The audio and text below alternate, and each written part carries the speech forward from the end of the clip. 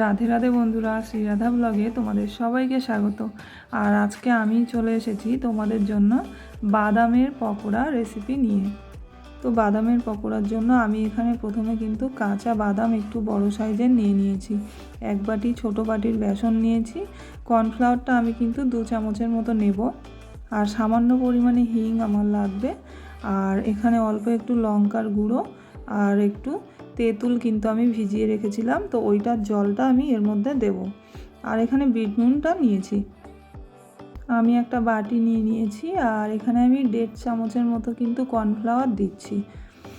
এক বাটি বাদামের জন্য এটাই কিন্তু ঠিক আছে। আর বেসনটাও দিয়ে দিচ্ছি।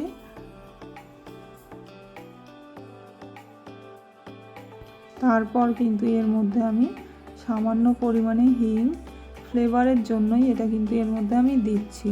তোমরা চাইলে নাও দিতে পারো। আর তারপর স্বাদ মতো নুন আর হলুদ কিন্তু দিয়ে দিয়েছি। আর দেব সামান্য একটু 1 চামচের মতো লঙ্কার গুঁড়ো। তোমরা চাইলে আরও কমও দিতে পারো, যেহেতু এটা একটু ঝালঝালি ভালো লাগে, তো সেই কারণে আমি 1 চামচ এখানে দিয়েছি।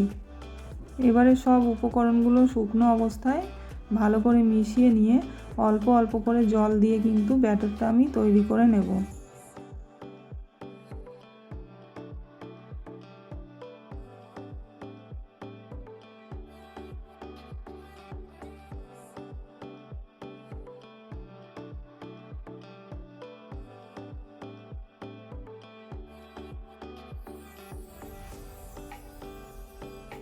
এবারে যে তেঁতুলটা আমি ভিজিয়ে রেখেছিলাম, তো ওখান থেকে 2 চামচের মতো তেঁতুলের জল এর মধ্যে দিয়ে দেব।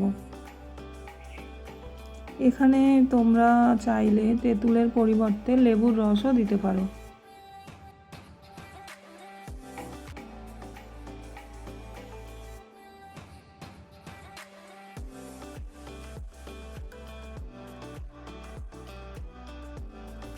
আর ব্যাটারটা আমি এখানে এই রকমভাবেই মেখে নিয়েছি, এর থেকে বেশি হালকা করা যাবে না। আর এখানে আরও একটা আমি ছোট্ট বাটি নিয়ে নিয়েছি আর তার মধ্যে 1/2 চামচের মতো লঙ্কার গুঁড়ো আর 1 চামচের মতো বিট নুন নিয়ে নিয়েছি। আর এখন দুটোকে কিন্তু একসঙ্গে আমি মিশিয়ে রাখবো। এটা কিন্তু এখন লাগবে না, এটা যখন পকোড়াটা হয়ে যাবে তার উপর থেকে এটা ছড়িয়ে দেওয়ার জন্য।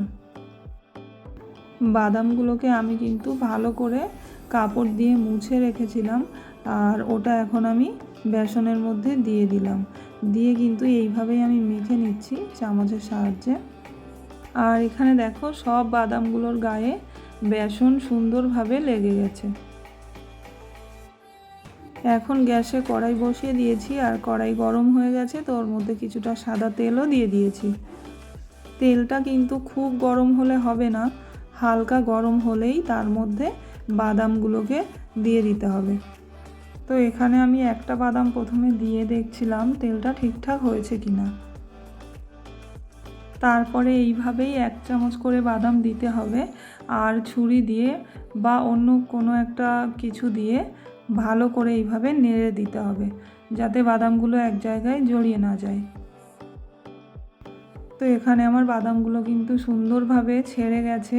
আর এখন 4-5 মিনিটের মতো এটাকে গ্যাসের ফ্লেম আস্তে রেখে এই লাল লাল করে কিন্তু ভেজে নিতে হবে।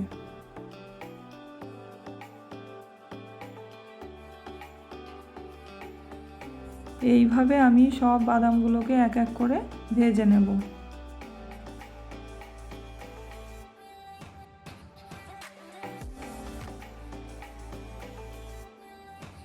তোমাদের যদি চামচের সাহায্যে বাদামগুলোকে কড়াইতে দিয়ে পরে ঘাঁটতে অসুবিধা হয়, তাহলে হাতের সাহায্যেও দিয়ে দিতে পারো। একটু দেরি হলেও সেক্ষেত্রে কিন্তু বাদামগুলো একদমই জড়ায় না, একটা একটা করে কিন্তু দেওয়া যায়।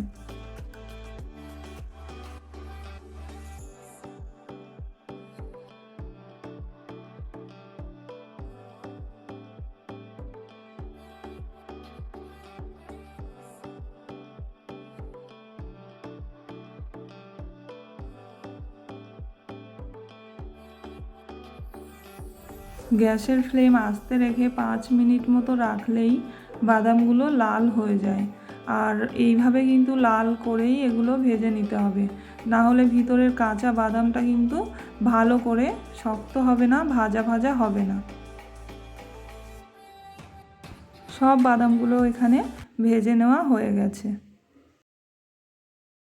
তো দেখো, তোমরা শব্দ শুনেই বুঝতে পারবে যে কতটা মুচমুচে হয়েছে।